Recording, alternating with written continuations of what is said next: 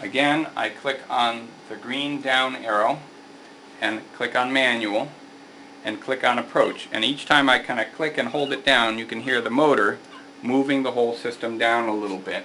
So I just look by eye and move it down, and I try to get to a point where I can see the cantilever and the sample, and I get them as close as I dare to without crashing, because if I crash, then it ruins the cantilever. So it's better, probably, especially when you're starting, to be a little conservative. Once you've got it as close as you dare to manually, now you really do click on OK, and it says Engage Status, Pre-Engage Check, and there's an abort button you could click on if you wanted to. Basically, the computer is checking these things over here to make sure you've done the alignment correctly, and now it's changed to approaching surface.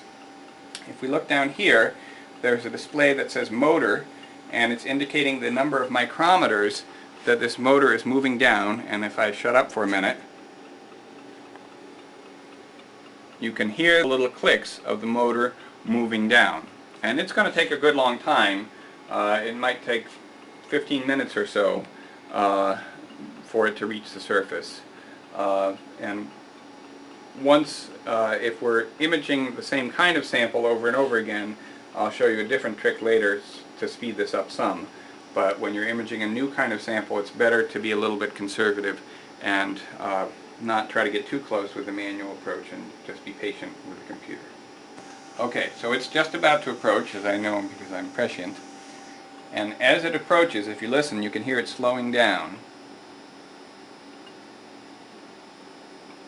And the computer is going through various checks to make sure that it's really at the surface. Then you hear that beep, and then it automatically goes into image mode, and it's starting to image the surface.